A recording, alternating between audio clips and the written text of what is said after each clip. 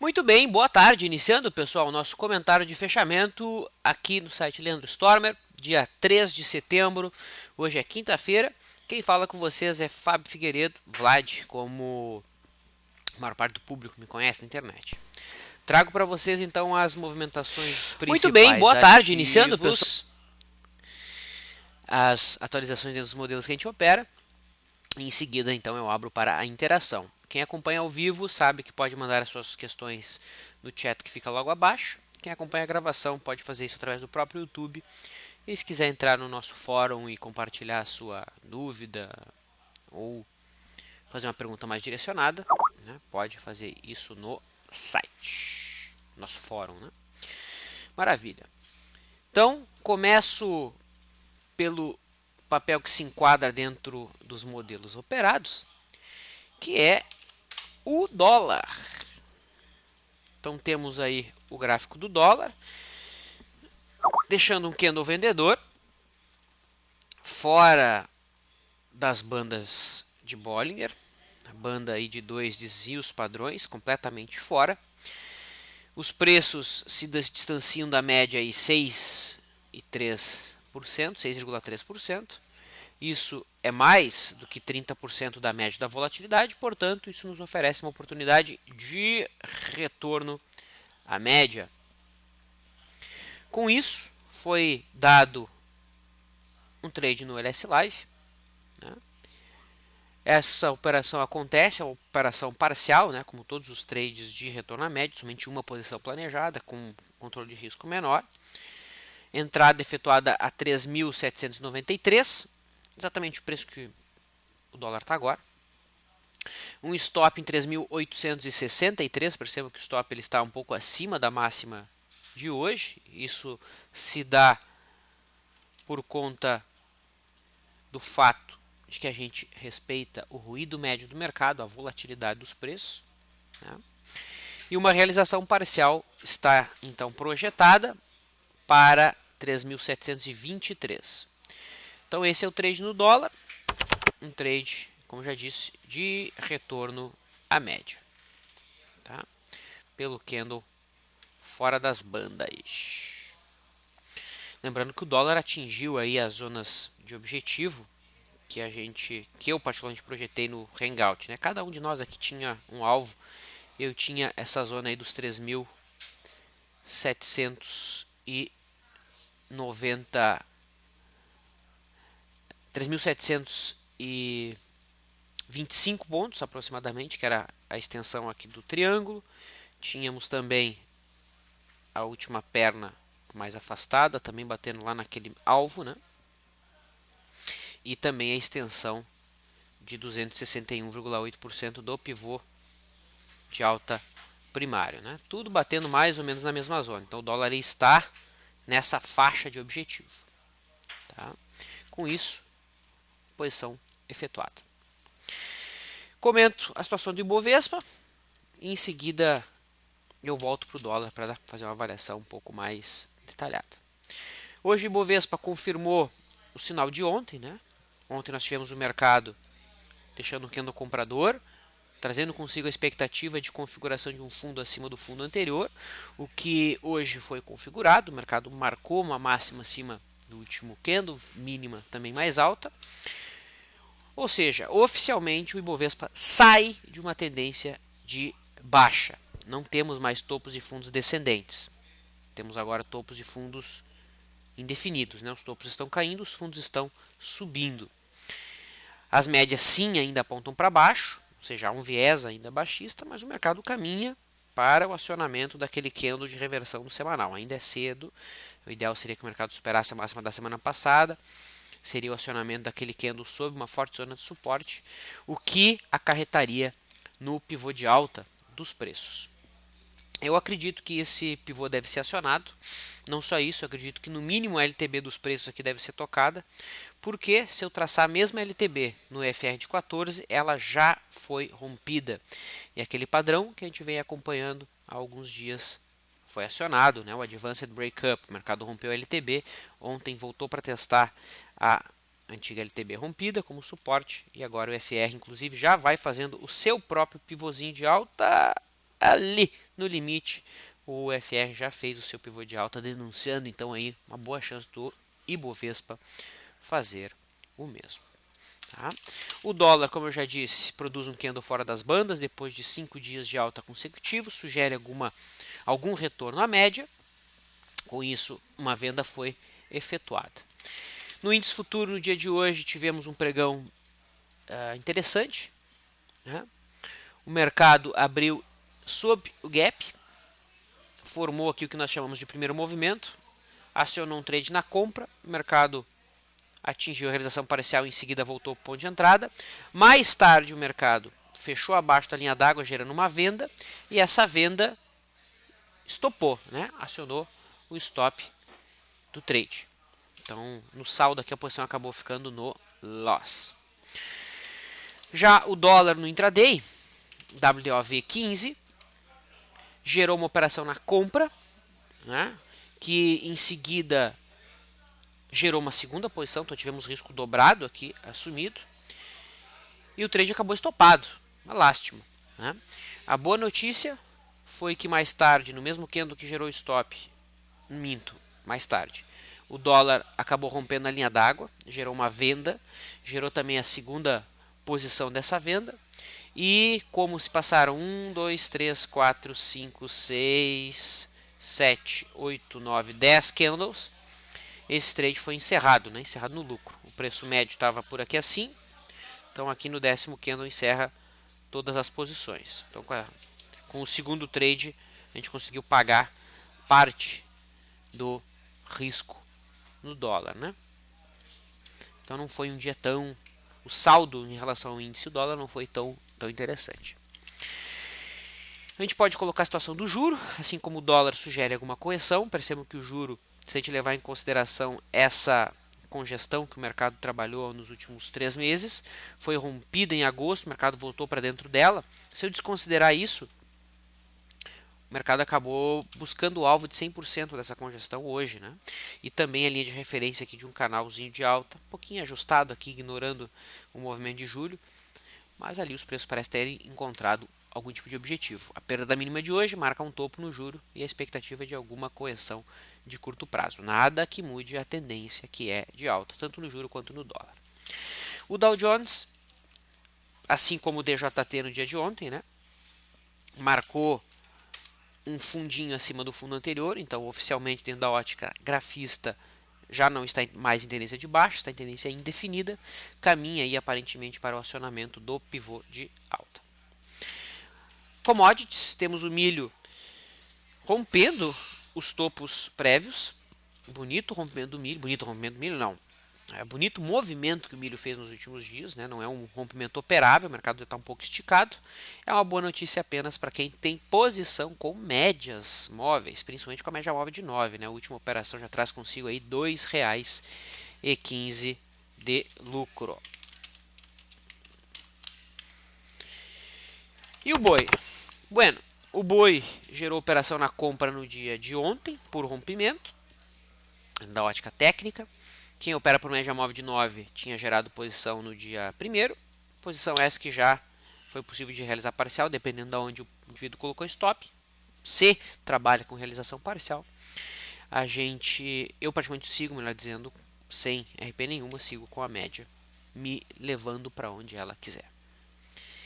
O café, que ontem perdeu suporte, tá? Confirmou aquele candle, segue com uma conjuntura mais baixista. A gente pode até pegar esse canal de baixo que o mercado tinha e dobrar ele para baixo, o alvo da possível bandeira que o mercado acionou ontem, fica lá na faixa dos $137. Legal. Então os principais mercados aí comentados, futuros, né? A gente pode observar as operações que estão em aberto. Então pelo método Leandro a gente tem uma posição em Marfrig, duas posições, melhor dizendo, posição no rompimento, posição na correção. Essa posição já está no lucro, mas não atingiu ainda a realização parcial. Está no lucro, mas ainda está no risco. Outra posição que está aberta é Banrisul, na venda. RP está em 7. Né? O mercado está de lado, está praticamente no mesmo ponto de entrada. Dentro da ótica mais sistemática do método Stormer, a posição que foi trabalhada é Smiles. Bonita a posição, né? Compra aqui na barra que dentro da ótica clássica não era nenhum tipo de argumento, né, de compra, mas pelo FR2 era o papel mais forte naquela ocasião, gerou entrada. O alvo agora fica na máxima de hoje, né? Amanhã a máxima de hoje é a máxima dos últimos 2 pregões e esse trade caminha para um belo retorno. Papéis que fizeram movimentos interessantes no dia de hoje, não posso deixar de comentar o setor bancário e a FNC, que ontem tinha deixado um candlezinho branco em cima daquela zona de suporte que a gente vem defendendo aqui nos últimos vídeos, em cima da LTA de longo prazo. Ali o mercado marca fundo, já tem também um fundo acima do fundo anterior. O pivô de alta é acionado somente lá em 4.900, está um pouquinho afastado daquele patamar, né? O Ibovespa está próximo, está mais próximo de fazer esse rompimento. Mas é o mercado aí que vem se recuperando. Quem chamou atenção hoje em ordem de força foi Itaú, bonito movimento, né? Subindo 3,8%, marcou também aí um fundo acima do fundo anterior. Tá?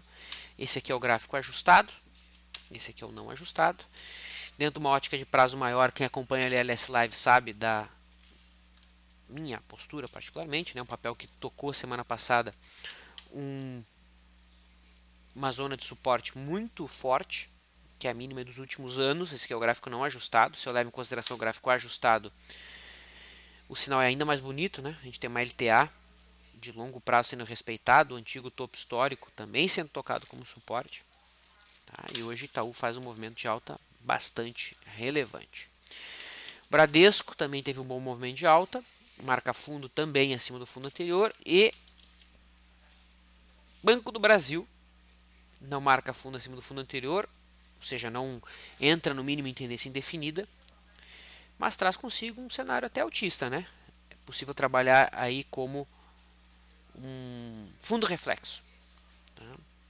Então o suporte fica consolidado aqui em 17,10. Um alvo para essa possível entrada ficaria em 19,60. Acima dos 19,60, aí sim, aí o mercado aciona um fundo duplo. O pessoal costuma confundir fundo duplo com fundo reflexo. Tá? Fundo duplo abre simetria em W. Essa é a diferença. O setor elétrico também se movimentou bem. IEEX ontem tocou uma zona de suporte, fundinho aqui de março, respondeu bem a esse teste hoje. Ontem tinha divergência de alta aqui no FR, confirmou ou acionou essa divergência hoje, caminha para o topinho que é a resistência em 26.500, acima disso também aciona um fundo duplo e uma simetria bastante agradável de ser vista. Do setor Copel, também com divergência de alta, fundo reflexo acionado, abre espaço para busca lá da zona dos 31,85, CPF3 faz o mesmo movimento, mesma leitura, né? Tá aí então, CPFE3 são dois papéis que estão gerando trades dentro da ótica de long e short, com vários papéis, né? A abordagem que a gente segue é a abordagem com integração, esses dois papéis estavam gerando compra com vários outros ativos nos últimos dias. A GET também está com a mesma configuração, parece se recuperar. Do setor vale a pena comentar Elet, que inclusive vai fazendo aí um pivôzinho de alta, né? Rompe a zona de resistência que não era somente o topo anterior, mas também um fundo anterior. Se a gente coloca o FR de 14, é possível observar o senhor Advanced Break Up se fazendo presente. Tá? Então aí a mesma linha de tendência de baixa equivalente no indicador já foi rompida. Isso corrobora a hipótese de que a LTB dos preços deve também ser rompida em breve. Exetec foi um papel que a gente comentou nos últimos chats sobre uma venda, né? Mas essa venda incomodava por conta do teste de um suporte anterior, era a linha de referência do canal de baixa no ajustado. Hoje o mercado deixa um candle de alta e incomoda quem eventualmente montou aquela venda. Então saber dizer não muitas vezes é o mais sábio. Um papel que se enquadrou dentro da nossa abordagem para uma venda foi a Fibria. Tá? Depois de vários e vários dias de alta, deixa um candle vendedor fora das bandas de Bollinger, afastado o suficiente da média. É uma venda. Ué, se é uma venda, por que que vocês não fizeram? Muitos de vocês podem estar questionando agora. Pelo simples motivo de que ela possui alguma relação com o dólar, né? Então não tem por que nós aumentarmos o risco em papéis muito parecidos. Optamos pelo dólar porque o dólar é mais barato operar, não só em termos de corretagem, mas também mais barato porque não precisa alugar, ok? Embora o aluguel da fibra não era nada demais, né? Em torno de 3% aqui para garantir 3% ao ano. Mas é melhor não pagar do que pagar 3% ao ano, concorda? É um papel que sugere retorno à média, assim como SUSB5. Hipermarcas perde hoje uma zona de suporte, é uma venda válida, possível, tá? Volume na média. O que incomoda essa venda é a proximidade aí com suportes, que é nada mais nada menos que a mínima do ano, né? Esse aqui é o gráfico ajustado, no não ajustado o suporte é o mesmo. Então, por isso, apenas observamos. Petrobras confirmou a saída de uma tendência de baixa. Sim, o mercado entrou em tendência indefinida, fez um fundo acima do fundo anterior. Tá? Testa a LTB dos preços, mas como vocês sabem, ela já rompeu aqui a LTB no indicador, ou seja, a Advanced Breakup também já acionado. Mais cedo ou mais tarde essa LTB deve ser rompida. Eu particularmente prefiro o Petro 3. Tá? Consolida, marca bem o topinho anterior como resistência. E esse rompimento na semana que vem ou amanhã é muito convidativo para uma entrada. Vale 5.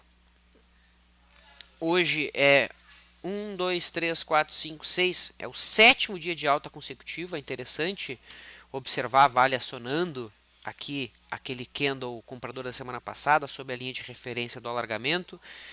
Depois de tripla divergência de alta na FR semanal, né? No diário, o mercado se aproxima de uma zona de resistência.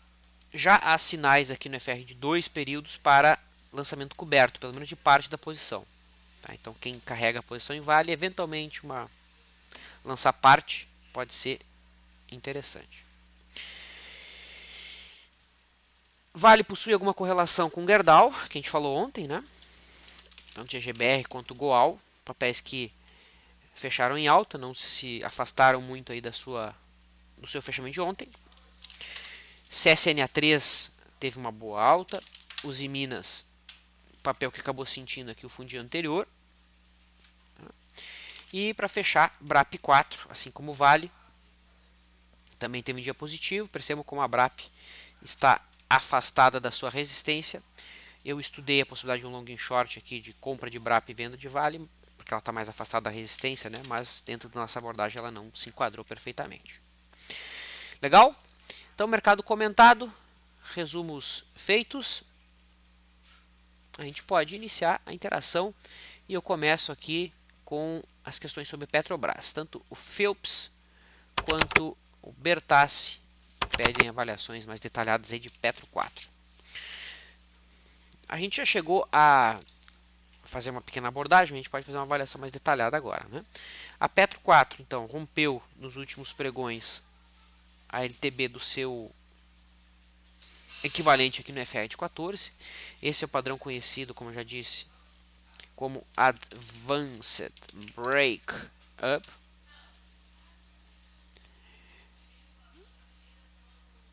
Olha, o IFR aqui tem fundos no mesmo nível, enquanto os preços fizeram fundos mais baixos, então é uma divergência fraca que também foi acionada. E ela caminha, na minha visão, para o acionamento de um pivô de alta. Tá? Esse pivô de alta ele é acionado com os preços fechando acima do último topinho aqui 9,35. Acima disso, Petro caminha em busca da próxima resistência, que fica em 10,90. Tá? Eu, como já disse, prefiro Petro 3 para trades. O Colorado questiona-se igual confirmou o pivô de alta. Na realidade, ela acionou ontem o pivô de alta, né? A grande questão é que a média móvel de 21 segue apontando para baixo. Então, ele não é um pivô de alta operável dentro da nossa filosofia. Aumenta a chance desse pivô de alta ser apenas uma correção ABC.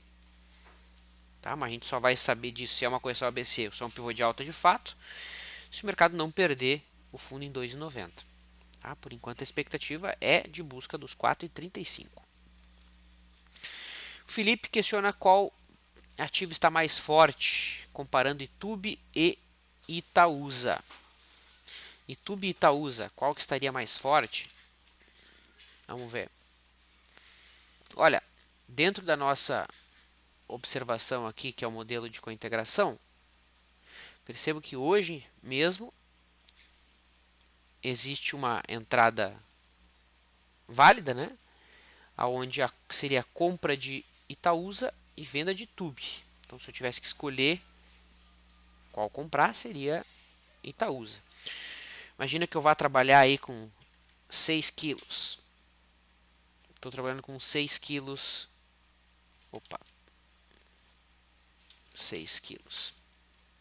Então tá aí. 6 quilos. Não, vou deixar um capitalzinho um pouquinho menor. Fazer 30 mil reais. Tá, 4 quilos. 4 quilos de Itaúsa. Então, para cada 30 mil reais de Itaúsa, venda de 33 em Itubi. Tá? Então, é isso que nosso modelo desenharia. Compra de Itaúsa e venda de Itubi 4. Tá no ponto.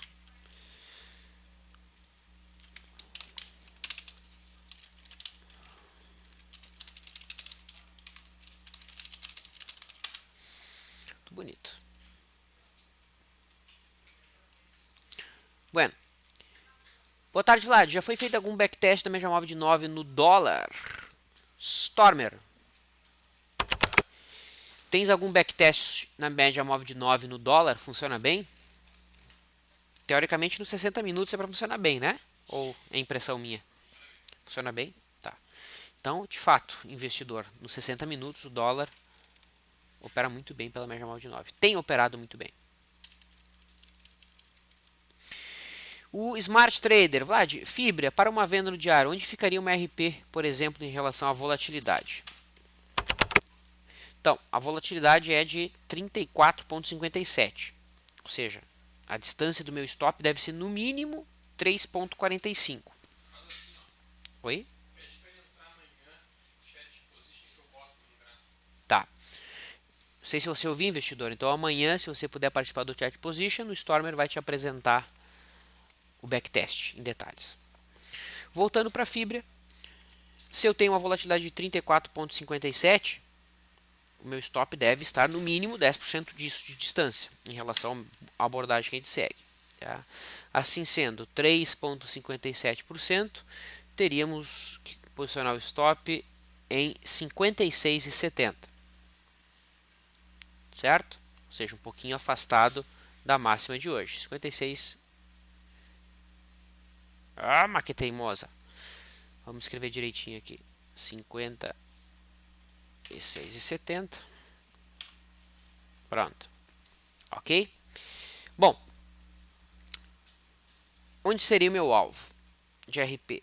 Se você está usando essa configuração, você tem um risco nesse ponto de R$ 1,97, concorda?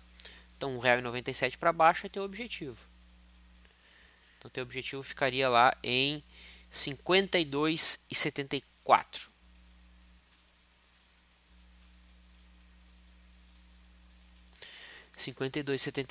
Esse seria o teu alvo. Seguindo um alvo de 10% da média da volatilidade. Lembrando que esse é só uma metodologia, né?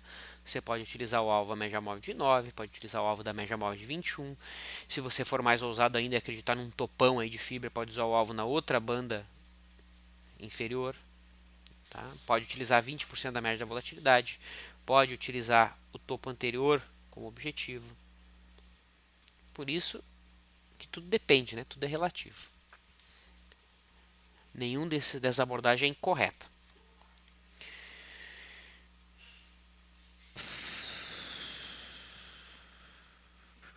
Eletropaulo questiona 0 à direita. Então dá uma olhadinha aqui no gráfico de ELPL4. Eletropaulo, lembra que a gente falou desse gráfico na terça-feira. papel perdia fundo anterior da congestão que se segurava nos últimos dias. A gente colocou que era um candle pequeno, desconfortável, isso não nos motivava a uma entrada e foi uma boa avaliação, né? Porque o mercado mostrou isso como um falso rompimento, tá? A resistência imediata fica aqui em 12,45, logo acima em 12,83 tem uma nova resistência. Não vejo compra no papel porque a tendência é de baixa, o papel não está fora da banda, não está distante da média para trade de retorno à média. A conduta aqui é aguardar. A expectativa é que esse papel vire a tendência, rompa sua LTB como Ibov, como Petrobras e os vários papéis que a gente viu. Se a gente coloca o FR de 14, traçando uma LTB mais curta, parece que sim, né? O FR parece ter rompido aqui a sua LTB equivalente no preço. Então, o esperado seria que também a LTB aqui do preço fosse ultrapassada mais cedo ou mais tarde. Guzula pediu se eu não vi que a Vale rompeu um canal de baixa que vinha desde maio. É verdade, né? Vamos ver. Será que é esse canal aqui que você está vendo? Então tá aí, ó, muito bem observado pelo Guzula. Acho que eu já tinha traçado esse canal e eu excluí ele por algum motivo. Se não me engano, porque eu queria enfatizar o alargamento aqui do semanal, né? Tá? Na minha visão tem tudo para Vale fazer isso e buscar lá a linha de referência. Todo mundo aí chorando, falando que o mercado tá horrível, tá muito ruim. E o mercado marcando fundo, né? É o que a gente está vendo. Tá? Então, tem sim esse canal que você observou. É mais um ponto aí para esperarmos a mudança na tendência de Vale.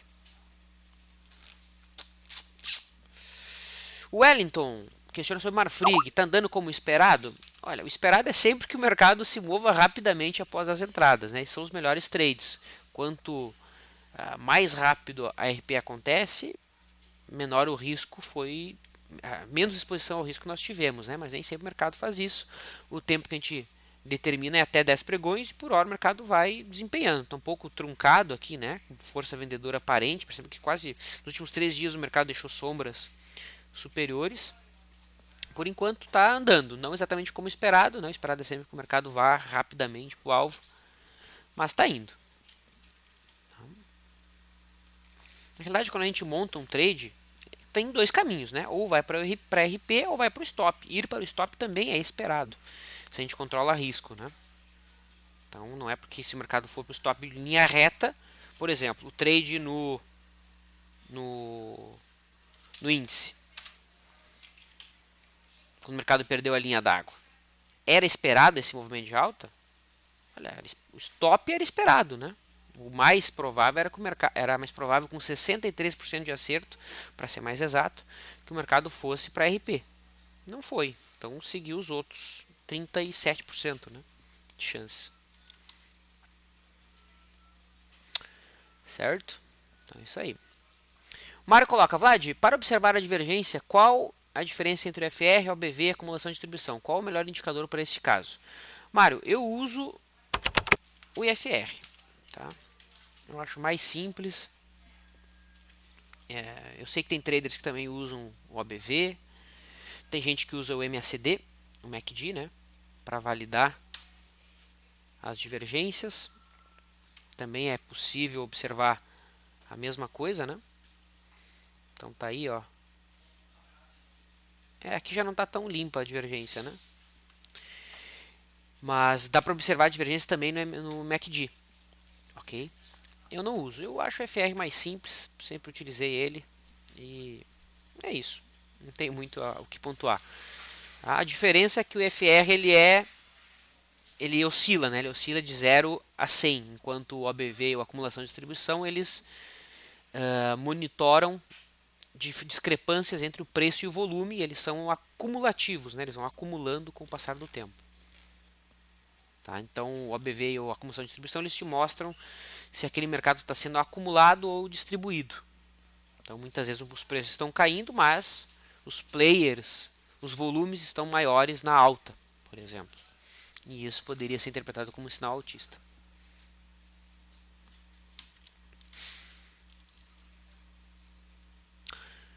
O pessoal está de olho na Vale, né? O Mark aqui também questiona sobre ela. Vlad, uma correção em Vale 5 teria qual ponto como objetivo? Você acha que ela não corrigirá mais? Olha, quando a gente tem certeza que o mercado não vai mais corrigir, é aí que ele corrige, né? Sempre que a gente tem certeza de alguma coisa, o mercado vai para outro lado. É sempre assim, tá? A grande questão é, no momento, a Vale não demonstra sinais de correção. Tá? Ela não deixou nenhum sinal vendedor no dia de hoje, o volume foi bom, ela apenas está sobrecomprada no curtíssimo prazo, porque já vem subindo há 7 dias consecutivos. E já há indicadores aqui de prazo mais curto, como FR14, que já estão pedindo venda, né? Ok? Eu vejo ela em busca da faixa aqui dos 15,90. Mas ela pode corrigir amanhã, só não há sinal. Odontoprev, a solicitação do Luciano. Eu acho que eu estou me emocionando aqui, né? Será que eu não passei muito do tempo? Não, estou ali. Odontoprev é um papel que no diário ainda trabalha em tendência de baixa. Mudaria de tendência efetivamente caso venha a fechar acima dos 10, aí teríamos um zigue-zague ascendente. O IFR de 14 não demonstra nenhuma mensagem mais relevante. Tá? O papel também não testa nenhuma zona de suporte mais importante de longo prazo. Né? Não vejo muito o que esperar desse papel aí no ponto que ele está. Está no meio de um caos aqui, né? Papel bem volátil, difícil de ser operado. Olha essas alfinetadas que ele dá, né? Não é um papel muito bom de ser trabalhado, não. Legal. Ficaram algumas questões interessantes que eu não vou ter como responder. Tá? Eu vou me despedindo, então. Deixo um abraço a todos. Obrigado pela audiência. Voltamos a conversar amanhã. Bate-papo de abertura comigo. Em seguida, visão. Em seguida, o farol. E depois fechamento. E depois o position com o storm. Tá legal? Bom descanso a todos. Até mais.